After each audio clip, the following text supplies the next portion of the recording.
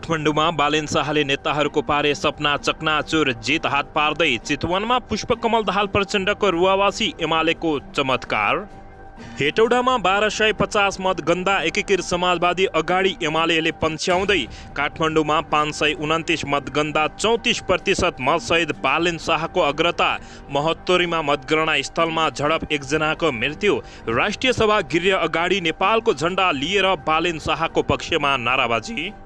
ललितपुरको महाकालमा मतपत्रमा मतदान अधिकृतको हस्ताक्षर नभएपछि चर्कियो विवाद। गोकुल प्रसाद बासकोटाको गृहनगरमा गठबन्धनको अग्रता, एमाले उम्मेद्वार पन्छ्याउँदै। माओवादी केन्द्रले गाउँपालिका प्रमुखमा खाता खोल्यो। डोल्पाको जगदुल्लामा रोकया विजय। सोइलिङ गाउँपालिकामा गठबन्धन र एमालेको कार्यकर्ता बीच मतगणना स्थलमै भीषण झडप। काठमाडौँ महानगरपालिकामा 1500 मतगणना सकियो। बालेन शाहले ल्याए 568 भोट। दाङको लमही नगरपालिकाको मेयरमा काङ्ग्रेस र उपमेयरमा एमालेको अग्रता। भरतपुर महानगरपालिकामा रेणु दाहालपछि परिन्। एमालेका विजय सुवेदीले लिए अग्रता। दैलेखको दुल्लु नगरपालिका 1 मा एमालेको प्यानल नै विजयी। डोल्पाको जगदुल्लामा काङ्ग्रेस, एमाले र समाजवादीको तालमेललाई तोड्दै माओवादी केन्द्रका उम्मेद्वार विजयी। बुटवलमा काङ्ग्रेसको मतान्तर बढ्यो। हेटौडा उपमहानगरपालिका 904 मतगन्दा गठबन्धनलाई पछाउँदै एमाले। राप्रापाले 25 वर्षपछि खाता खोल्यो। जुम्लामा 2 वडा सदस्य निर्वाचित। र भरतपुरमा एमालेका विजय सुवेदीको अग्रता कायमै। वडा नम्बर 1 को वडाध्यक्षमा एमालेको अग्रता। एउटा वडामा मतगणना गर्न 12 घण्टा लाग्ने। विजय सुवेदीको अग्रता पन्छ्याउँदै रेणु दाहाल भइन् आयल कायल। अब हेर्नुहोस् पुरा समाचार।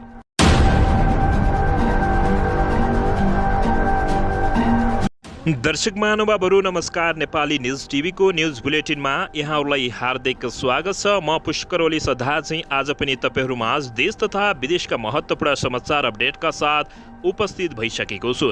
दर्शक महानुभावहरू, तपाईँहरूले हामीलाई कहाँदेखि हेर्दै हुनुहुन्छ नेपाल भए जिल्ला र ठाउँको नाम लेख्नुहोला। यदि विदेशमा हुनुहुन्छ भने आफू रहेको देशको नाम लेख्न पनि नभुल्नुहोला। र हाम्रो च्यानल नेपाली न्युज टिभीलाई अहिलेसम्म पनि सब्सक्राइब गर्नु भएको छैन भने सब्सक्राइब गर्नुहोला। साथै सँगै रहेको बेल आइकनलाई दबाउन पनि नभुल्नुहोला।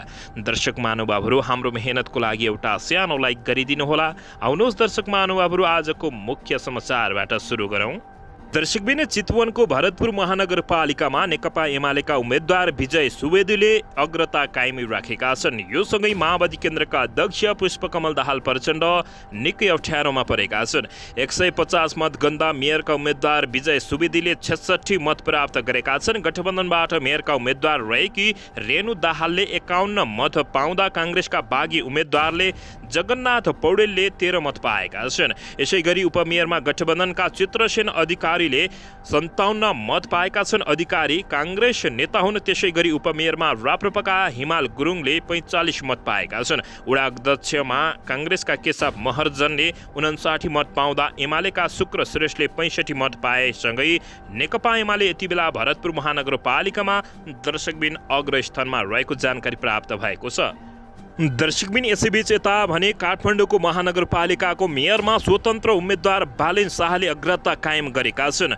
529 मतगन्दा बालेन शाहले 178 मत प्राप्त गरेका छन्। उनले गणना भएको मतको 34% मत पाएका हुन्। दोस्रोमा रहेकी काङ्ग्रेसकी उम्मेद्वार सिर्जना सिंहले 120 मत प्राप्त गरेकी छिन् भने तेस्रोमा रहेका एमालेका केशव स्थापी 110 मत ल्याएका छन्। अहिलेसम्म सिंहले 23 र स्थापीले 21% मत पाएका हुन्। अर्का स्वतन्त्र उम्मेद्वार सुमन समाईले 30 मत पाएका छन् भने राप्रपाका उम्मेद्वार मदन दास सुरेशले 23 मत पाएको दर्शकबिन यति बेला जानकारी प्राप्त भएको छ। यति बेला मतगणना जारी भएको समेत खबर प्राप्त भएको छ। दर्शकबिन, यसैबीच यता महोत्तरीको एउटा मतगणना स्थलमा आज झडप भएको छ। सुनाम गाउँपालिकाको मतगणना स्थलमा झडप भएको हो। मतगणना गर्ने विषयमा जनता समाजवादी पार्टी जसपा र लोकतान्त्रिक समाजवादी पार्टी लोसपाका प्रतिनिधिबीच झडप भएको बताइएको छ। दर्शकबिन, यहाँ 6 मत मात्रै गणना भएको छ। अहिले गणना अवरुद्ध भएको छ। मतपत्रको कोठामा मसी लागेको मतपत्रलाई सदर गर्ने कि बदर गर्ने भन्ने विषयमा कुरा नमिलेपछि झडप भएको बताइएको छ। केही समयपछि सर्वदलीय बैठक बसेर मतगणना पुनः सुरु हुने समेत जानकारी प्राप्त भएको हो। दर्शकबिनी यसैबीच यता काठमाडौँ महानगरपालिकाको मतगणना स्थल राष्ट्रिय सभा गृहमा मेयर पदका स्वतन्त्र उम्मेद्वार बालेन्द्र शाहका समर्थकहरूले नेपालको झण्डा लिएर नाराबाजी गरेका छन्। स्वतःस्फूर्त रूपमा मतगणना स्थलमा पुगेका युवाहरूले काठमाडौँका मेयर पदमा शाहको जित निश्चित भएको भन्दै उनको पक्षमा नाराबाजी गरेका हुन्। बालेन्द्र शाहको समर्थनमा अहिले सभागृह बाहिर युवाहरूको बाक्लो उपस्थिति रहेको छ। प्रारम्भिक मतगणनामा काठमाडौँका मेयर पद शाहले अग्रता लिएको समाचार सार्वजनिक भएसँगै उनका समर्थकहरू स्वतःस्फूर्त रूपमा सभागृह परिसरमा भेला हुन थालेका हुन्। मतगणनाको प्रारम्भिक नतिजा अनुसार स्वतन्त्र उम्मेद्वार बालेन्द्र शाहले काठमाडौँ महानगरपालिकाको मेयर पदमा सुरुवाती अग्रता लिएका थिए। एमालेका केशव स्थापित दोस्रो थिए र गठबन्धनका तर्फबाट मेयरकी उम्मेद्वार सृजना सिंह तेस्रो स्थानमा रहेको जानकारी प्राप्त भएको छ। दर्शकबिनी यसैबीच ललितपुरको महाकाल गाउँपालिकामा मतपत्रमा मतदान अधिकृतको हस्ताक्षर नभएपछि भएको विवादका कारण रोकिएको मतगणना अझै सुरु हुन नसकेको अवस्था रहेको छ। महाकाल 6 ठुला दुर्लुङको मतपत्र गणना गर्ने क्रममा 15वटा मतदान अधिकृतको हस्ताक्षर नभएको भेटिएको थियो। हस्ताक्षरविहीन मतपत्र सदर वा बदर के गर्ने भन्ने विषयमा सर्वदलीय बैठक जारी रहेको जानकारी निर्वाचन अधिकृतको कार्यालयले जानकारी दिएको छ। काङ्ग्रेसबाट उपप्रमुख उम्मेद्वार गणेश केसीले छलफलबाट आउने निर्णय आफूहरूले मान्ने हुने बताएका छन्। ठुला दुर्लुङमा 1109 मत खसेको थियो। 400 मतगणना गर्ने क्रममा विवाद भएको जानकारी प्राप्त भएको छ। दर्शकबिनी यसैबीच राष्ट्रिय प्रजातन्त्र पार्टी राप्रपाले 25 वर्षपछि पहिलोपटक जुम्लामा चुनावी जित हात पारेको छ। जिल्लाको कनकासुन्दरी गाउँपालिका 1 मा राप्रपाबाट 2 वटा सदस्य विजय भएका हुन्। राप्रपाबाट मानबहादुर काठल लगायत र बिजुली बुढा वडा सदस्य निर्वाचित भएको पार्टी प्रवक्ता ज्ञानेन्द्र साईले बताएका छन्। उनीहरू दुवै समान 368 भोट ल्याएर विजयी भएका हुन्। गत 2074 सालको स्थानीय चुनावमा राप्रपाले जिल्लाभरिबाट 863 भोट ल्याएको थियो। राप्रपाले जुम्लामा 2054 सालदेखि यता कुनै पनि चुनाव नजितेको समेत जानकारी प्राप्त भएको छ। दर्शकबिनी यसैबीच हालसम्म 12वटा पालिकाको मतगणना सकिएको जसमा सर्वाधिक एमाले 6, काङ्ग्रेसले 3, एकीकृत समाजवादीले 2 र नेकपा माओवादी केन्द्रले 1 पालिकाको प्रमुखमा जित निकालेका छन्।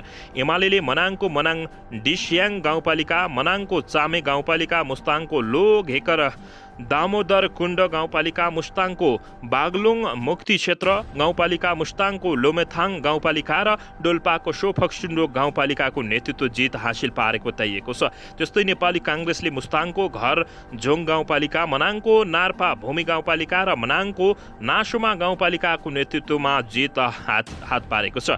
त्यस्तै एकीकृत समाजवादीले डोल्पाको काइके गाउँपालिका र डोल्पाकै छारका छाङतोङ गाउँपालिकाको नेतृत्व जितेको छ। उसैले दुवै पालिकाको नेतृत्व निर्विरोध जितेको हो भने नेकपा माओवादी केन्द्रले डोल्पाको जगदुल्ला गाउँपालिकामा जित हासिल पारेको बताइएको छ। दर्शकबिनी यसैबीच रूपन्देहीको तिलोत्तमा नगरपालिकामा नेपाली काङ्ग्रेसका उम्मेद्वारले अग्रता लिएका छन्। 500 मतगणना गर्दा मेयर उम्मेद्वारका काङ्ग्रेसका रामकृष्ण खाँडले 212 मत ल्याएका छन्। यहाँ एमालेका उम्मेद्वार मोहन चपागाईले 166 मत ल्याएका छन्। तिलोत्तमाको वडा नम्बर 1 र 2 सत्रको मतगणना जारी रहेको जानकारी प्राप्त भएको छ। दर्शकबिनी यसैबीच गण्डकीका 8 पालिकाको मत परिणाम सार्वजनिक भएको छ। एमाले 5, काङ्ग्रेस 3 पालिकामा विजय भएको जानकारी प्राप्त भएको छ। हालसम्म गण्डकी प्रदेशका 8 पालिकाको नतिजा सार्वजनिक भएको छ। यसमध्ये मनाङका सबै पालिकाको मतगणना सकिएको छ भने मुस्ताङका 4 पालिकाको मतगणना पुरा भएको छ। हालसम्म यहाँ एमाले 5 पालिकामा जित निकालेको छ। काङ्ग्रेसले भने 3 पालिकामा मात्रै जितेको छ। अरू पार्टीले यहाँ जितेका छैनन्। एमाले मनाङको चामे र मनाङ डिस्याङ मुस्ताङको लगायतका अध्यक्षमा जित हासिल पारेको बताइएको छ। दर्शकबिनी यसैबीच काङ्ग्रेसले मनाङको नार्सो नार्पाभूमि लगायतका स्थानहरूमा जितेको जानकारी प्राप्त भएको छ। दर्शकबिनी यसैबीच डडेलधुरामा नेकपा एमाले खाता खोलेको छ। अलिताल गाउँपालिकाको 1 को अध्यक्षमा नेकपा एमालेका उम्मेद्वार यज्ञबहादुर देउबा योगेन्द्र विजय भएका छन्। देउबाले नेपाली काङ्ग्रेसका गम्भीर सिंह बोहरालाई हराउँदै वडा अध्यक्षमा विजय भएका हुन्। देउबाले 457 मत प्राप्त गर्दा उनको निकटतम प्रतिद्वन्दी बोहराले 377 मत ल्याएको जानकारी प्राप्त भएको छ। दर्शकबिन यसैबीच काठमाडौँ महानगरपालिकामा स्वतन्त्र उम्मेद्वार बालेन शाहको अग्रता कायमी छ। 529 मतगन्दा स्वतन्त्र उम्मेद्वार बालेन शाहले 178 मत ल्याएर अग्रता कायम राखेको जानकारी प्राप्त भएको छ। उनलाई 5 दलीय गठबन्धनको साझा उम्मेद्वार सिर्जना सिंहले 120 मत ल्याएर पछ्याइरहेको जानकारी प्राप्त भएको छ।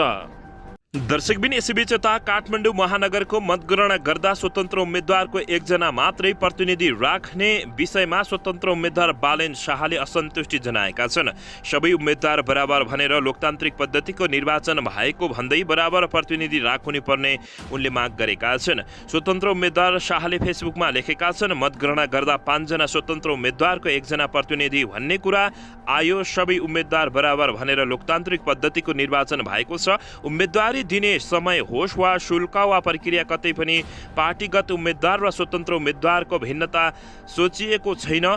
हरेकलाई हरेकसँग प्रतिस्पर्धा मानिएको छ। हरेकले पाउने प्रत्येक मतको मताभार बराबर भएको उनले जानकारी दिएका छन्। उनले दलगत र स्वतन्त्र भनेर गणनामा किन फरक गर्न खोजिँदैछ भनेर प्रश्न समेत गरेका छन्। स्वतन्त्र आफैमा फरक विचारहरू समूह र उम्मेद्वार भएको उनको दाबी रहेको छ। दर्शकबिन यसैबीच यता मतदान केन्द्रमा झडप हुँदा गोली लागेर 1 जनाको मृत्यु भएको छ। उदयपुरको कालिका माध्यमिक विद्यालयको मतदान केन्द्रमा प्रहरीको गोली लागेर 1 जनाको मृत्यु भएको छ। सोही ठाउँका स्थानीय 19 वर्षीय नवीन कटुवालको मृत्यु भएको हो। मतदान केन्द्रमा झडप भएर प्रहरीमाथि जाइ लाग्दा प्रहरीले आत्मरक्षाका लागि गोली चलाउँदा कटुवालको मृत्यु भएको उदयपुरका प्रमुख जिल्ला अधिकारी वीरेन्द्र कुमार यादवले जानकारी दिएका छन्।